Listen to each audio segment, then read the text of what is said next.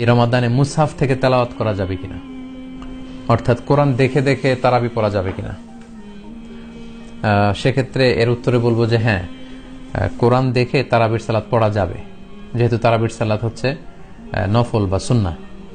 So সুন্নাহ বা নফল নামাজে কোরআন খুলে মুসহাফকে দেখে দেখে তেলাওয়াত করা যায়, কিন্তু ফরজ নামাজে এমনটা করা ঠিক হবে না। স্কলাররা বলেছেন যে ফরজ নামাজে এটা মাকরু হবে, এবং সাহাবাদের সময়ে খুব ব্যাপক প্রচলন এটা ছিল না, এটা তাবি বা তৎপরবর্তী সময়ে এই প্রচলনটা শুরু হয়েছে।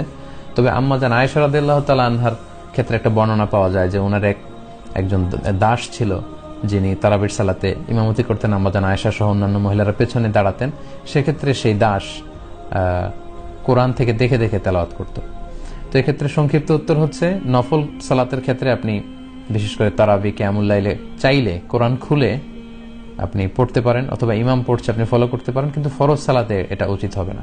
আর সর্বোপরি যদি এটা বাদ দেওয়া যায় সবচেয়ে ভালো, তা না হলে আবার সবাই কোরআন দেখে দেখে পড়ার প্রতি বেশি উদ্বুদ্ধ হবে, নিজের হেফজ থেকে মুখস্থ থেকে হয়তো কোরআন পড়তে চাইবে না। আমি সম্মানিত হাফেজ ভাইদেরকে অনুরোধ করব যে মসজিদের সুযোগ না হলেও ঘরে 2-4 জন মিলে আপনারা আপনাদের এই তারাবির সালাতের জামাতে পড়ার ব্যবস্থাটা চালু রাখবেন, তাহলে কোরআনটা আপনাদের রিভাইজে থাকবে। কারণ এক মহামূল্যবান সম্পদ আপনি বুকে ধারণ করে আছেন, আপনি যে কত দামি সম্পদ আপনার হৃদয়ে ধারণ করে আছেন আপনি হয়তো নিজেই জানেন না। আর কোরআন হচ্ছে সবচাইতে দামি মেহমান। দামি মেহমানকে সম্মান না করা হলে দামি মেহমান থাকে না। কোরআন হচ্ছে দয়ফুন কারীম, অনেক সম্মানিত মেহমান। আপনার ঘরে বা আপনার বাসায় যদি সম্মানিত কোনো মেহমান আসে, তাকে যদি আপনি ওয়েল রিসেপশন না দেন, তাকে যদি সময় না দেন, তাকে যদি আদর আপ্যায়ন না করেন, তাহলে তিনি কিন্তু থাকবেন না। অনুরূপভাবে যে কোরআনকে হামিলুল কোরআন বা হাফিজুল কোরআন আপনারা হৃদয়ে ধারণ করেছেন, এটাকে রিভাইজ না করলে এটা থাকে না। এটাই খুব স্বাভাবিক, এটাকে বারবার রিভাইজ করতে হয়, মোরাজা করতে হয়। সহিহ মুসলিমের এক বর্ণনায় আল্লাহর হাবিব সাল্লাল্লাহু আলাইহি ওয়াসাল্লাম বলেছেন যে তাআহাদুল কোরআন, মানে কোরআনকে তোমরা আগলে রাখো, যত্ন করে রাখো, বারবার রিভাইজ করো, বারবার এটার সাথে একটা সম্পর্ক রাখো। ফাইন্নাহু আশাদ্দু তাফাল্লুতান ফি কুলুবির রিজালি মিনাল ইবিলি ফি উকুলিহা, কারণ পোষ মানানো হয়নি এমন ওটের রশি ছেড়ে দিলে ওই ওটকে ফিরিয়ে আনা যেমন কঠিন, কোরআন মুখস্থ করার পরে ওই কোরআন ভুলে গেলে সেটাকে আবার রিভাইভ করা এর চেয়েও বেশি কঠিন। এজন্য হাফিজুল কোরআন ভাইদের জন্য আমার বিনীত অনুরোধ থাকবে যে মসজিদে তারাবির সালাতে লিড দেওয়ার সুযোগ না হলেও ব্যক্তিগত পর্যায়ে কিন্তু আপনারা ঘরে এই তারাবির সালাতটা আদায় করতে পারেন জামাতে, এবং সেখানে যদি খতমে তারাবি আপনারা পড়েন তাহলে কোরআনটা কিন্তু রিভাইজ থাকবে। আর কোরআনকে বারবার রিভাইজ না দিলে কোরআন থাকে না। 6 নম্বরে আমি বলবো যে কোরআন তেলাওয়াত হলো, কোরআনের তেলাওয়াত শ্রবণ করা এটা গেল, তারপর কোরআনকে মুখস্থ করা গেল, শোনানো গেল। এবার হচ্ছে understanding the meaning of the Holi Quran, to understand in your own language. নিজের মাতৃভাষায় কোরআনকে বোঝা এটা খুবই জরুরি, মাতৃভাষায় বুঝতে পারা। অনেকের সুযোগ হয়নি কোরআনের শুরু থেকে শেষ পর্যন্ত একবার কোরআনের বঙ্গানুবাদ পড়া বা মর্মার্থ পড়া। এই রমাদানের লকডাউনের এই প্রচুর সময় হাতে, এ সময় কিন্তু আমরা চাইলে শুরু থেকে শেষ পর্যন্ত অনুবাদ পড়ার একটা প্রজেক্ট নিতে পারি। অনেক জায়গায় অনেকে নিচ্ছেন।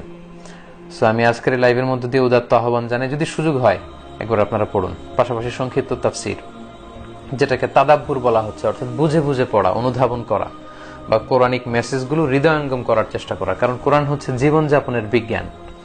কোরআন আমাদেরকে সঠিক জীবন দর্শন শিক্ষা দেয়, সঠিক দৃষ্টিভঙ্গি শিক্ষা দেয়। তো সেই দৃষ্টিভঙ্গিটা কি, সে জীবন দর্শনটা কি, সেটা যদি আপনি কোরআনের অর্থ না পড়েন তাহলে আপনি বুঝবেন না। কারণ কোরআন হচ্ছে কাইন্ড অফ প্রেসক্রিপশন। একজন ডাক্তার আপনাকে একটা প্রেসক্রিপশন দিল, তো সেটা আপনি বাসায় এনে যদি শুধু রিডিং পড়তে থাকেন শুরু থেকে শেষ পর্যন্ত, তাহলে কিন্তু আপনার রোগ সারবে না। বরং সেই প্রেসক্রিপশনটা আপনাকে বুঝতে হবে এবং সে অনুযায়ী আপনাকে চলতে হবে, সে ওষুধগুলো সেবন করতে হবে, তবেই আপনি হয়তো সুস্থ হবেন। এজন্য আল্লাহ তাআলা বলেছেন যে এটা হচ্ছে হুদাল লিল মুত্তাকিন। কোরআনটা হচ্ছে মুত্তাকিদের জন্য হেদায়েত, গাইড বুক, পথ নির্দেশিকা। যা বলার আল্লাহ সব বলে দিয়েছে, নতুন করে আর কিছুই বলবেন না। এজন্য আল্লাহ কোরআনের বিভিন্ন জায়গায় আমাদেরকে বলেছেন, তোমরা কি কোরআনের মেসেজকে হৃদয়ঙ্গম করবে না? আফালা ইয়াতাদাব্বারুনাল কোরআন আম আলা কুলুবিন আকফালুহা। ওরা কি কোরআনকে বোঝার চেষ্টা করবে না, নাকি ওদের হৃদয়ে তালা ঝুলে আছে, নাকি ওদের হৃদয়ের দরজার মধ্যে তালা ঝুলিয়ে দেয়া হয়েছে? সূরা মুহাম্মদের 24 নম্বর আয়াতে আল্লাহ বলেছেন। সূরা আনআমের 38 নম্বর আয়াতে আল্লাহ বলেছেন, মা ফাররাতনা ফিল কিতাবি মিন শাই, এই কিতাবে, এই কোরআনে আমি কোনো কিছু বাকি রেখে দেইনি, মানব প্রয়োজনীয় সব বর্ণনা করেছি। সূরা নাহলের 89 নম্বর আয়াতে আল্লাহ তাআলা বলছেন, ওয়া নাযালনা আলাইকাল কিতাবা তিবয়ানান লিকুল্লি শাই, আমি এই কিতাবকে সবকিছু সুস্পষ্ট ব্যাখ্যা হিসেবে নাজিল করেছি। তাই যা বলার আল্লাহ সব বলে দিয়েছেন, নতুন করে কিছু বলবেন না। তাই আসুন এই রমাদানে আমরা আল্লাহ তাআলা আমাদেরকে কি বলতে চেয়েছেন সেটা একটু জানবার চেষ্টা করি। এখন এই ব্যাপারটা অনেক সহজ। আপনি প্লে স্টোরে কিংবা মোবাইল থেকে আপনি বিভিন্ন অ্যাপস ডাউনলোড করতে পারেন, সেখানে কোরআনের বঙ্গানুবাদ পাওয়া যায়। অনেকের ঘরে কোরআনের বঙ্গানুবাদ আছে, তাফসির আছে। এই রমাদানে আপনারা সবাই মিলে এটা পড়তে পারেন। আমাদের বাসায় অনেক বয়স্ক মুরব্বীরা, ওনারা কোরআনের 4 খতম 5 খতম দেন। সারা জীবনের খতমগুলো হিসাব করলে দেখা যাবে যে 50-60 খতম দিয়ে ফেলেছেন, কিন্তু পুরো জীবনে একবারও তিনি কি খতম দিলেন এটা ওনার পক্ষে জানার সুযোগ হয়নি। আমাদের বয়স্ক মুরব্বীরা যারা ঘরে আছেন তাদেরকে যাতে আমরা কোরআনের অনুবাদগুলো পড়ে শোনাই। ছোট যারা আছো, নানা নানি দাদি, এরা যদি আমাদের ঘরে থাকে তাদেরকে যেন আমরা কোরআনের অনুবাদগুলো পড়ে পড়ে শোনাই, তাহলে তাদের সময়গুলো ভালো কাটবে এবং আমাদেরও কোরআনের শুরু থেকে শেষ পর্যন্ত অনুবাদগুলো জানা হবে। 7 নাম্বার যে পয়েন্টটি বলবো, সর্বশেষ পয়েন্ট, সেটি হচ্ছে রিফ্লেকশন অ্যাকর্ডিং টু আন্ডারস্ট্যান্ডিং। আমরা কোরআন পড়লাম, আমরা কোরআন বুঝলাম, এরপর এই বুঝ অনুযায়ী রিফ্লেক্ট করা। কারণ এজন্যই কোরআন নাজিল হয়েছে, আমাদের জীবনে কোরআনের আদেশগুলো, বিধিনিষেধগুলো, ডুজ এন্ড ডোন্টস গুলোকে প্রয়োগ করবার জন্য। রিফ্লেকশন। এজন্য আমরা যখন কোরআন পড়বো, আমি অনুরোধ করব আপনারা চাইলে নোট করে রাখতে পারেন। বুঝে পড়ার সময় অবশ্যই কিছু নোট রাখতে হয় এবং প্রত্যেকের কোরআন কেন্দ্রিক কিছু নোট সংগ্রহ করা দরকার। এটা আপনার মোবাইলের নোট অপশনে হতে পারে, আপনার ডায়েরিতে হতে পারে। আমার কাছে ভালো লাগে যে অনেক ভাই এবং বোনেরা আমাকে জানিয়েছে যে আমার আলোচনা থেকে অনেকে নোট করেছে।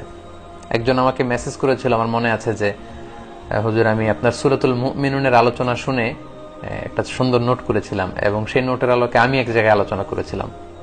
মাশাআল্লাহ। এরকম অনেকে আমাকে আমার বিভিন্ন আলোচনা থেকে নোট করে আমার কাছেও পাঠায়। সো এই নোট করার অভ্যেসটা আমাদের করা দরকার।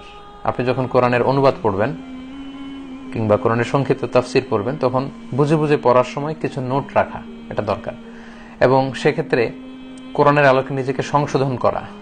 আমাদের অনেকেরই অনেক ভুল ত্রুটি নিজেদের মধ্যে থাকতে পারে, ভুল আকীদা, ভুল বিশ্বাস, ভুল তথ্য আমরা বিশ্বাস করি।